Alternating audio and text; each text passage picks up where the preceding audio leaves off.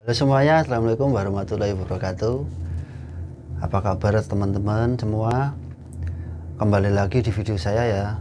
Setelah kemarin di video yang sebelumnya kita bahas tentang syarat kerja ke Korea, di video kali ini kita akan bahas gimana prosesnya, gimana tahap-tahapannya, gimana langkah-langkahnya, begitu ya.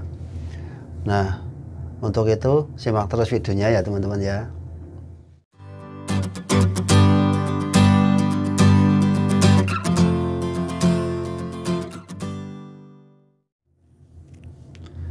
Oke teman-teman ya, karena ke Korea itu syaratnya adalah lulus tes bahasa Korea. Yang paling utama ya adalah itu. Ya sebenarnya sih semuanya utama, cuman yang paling menentukan itu. Untuk itu pertama kita harus belajar bahasa Korea dulu teman-teman ya. Ada dua cara untuk belajar bahasa Korea teman-teman, yaitu pertama dengan cara otodidak, kalian belajar di rumah sendiri, dan yang kedua kalian belajar di LPK. Untuk yang saya rekomendasikan, kalian bisa belajar melalui LPK teman-teman ya, karena di LPK itu kita diberi pengarahan dan pembelajaran serta bimbingan untuk kita bisa menguasai bahasa Korea dengan cepat ya dan benar, begitu ya teman-teman. Karena bahasa Korea itu ada rumus-rumusnya juga. Dan kenapa LPK juga? Karena di LPK itu kita diberikan bimbingan belajar, semisal mendengarkan, nanti kita diberi tool-toolnya untuk belajar bahasa Korea di LPK itu teman-teman. Untuk langkah selanjutnya, setelah kita belajar bahasa Korea, langkah selanjutnya yaitu kita mendaftarkan ujian EPS topik atau ujian bahasa Korea di situs resminya BP2MI ya teman-teman ya. Nanti saya cantumkan linknya di deskripsi ya teman-teman, link untuk BP2MI nya.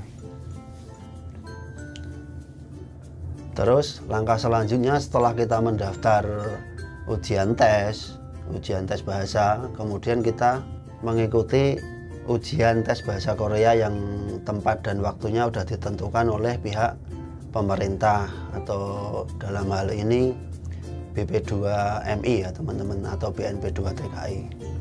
Setelah kita mengikuti ujian, misal kita tidak lulus, kita bisa mengulang untuk ujian di tahun berikutnya atau di kesempatan berikutnya ya teman-teman ya. Untuk kita yang lulus, kita akan mendapatkan sertifikat kelulusan dari BP2MI atau BNP2TKI teman-teman. Itu biasanya diambil di BP3TKI masing-masing daerah teman-teman ya, bukan di BNP2TKI nya Jakarta, bukan, tapi di BP3TKI di daerah masing-masing teman-teman, biasanya di provinsi, di tingkat provinsi biasanya teman-teman.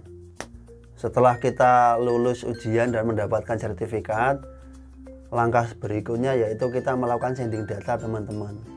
Nah, sending data ini dilakukan via online teman-teman, bukan via offline ya. Jadi semua syarat-syarat yang udah kita bahas di video sebelumnya, kalau kalian belum nonton silahkan tonton di video sebelumnya. Itu setelah semuanya terkumpul, di-scan dan dikirimkan via online teman-teman.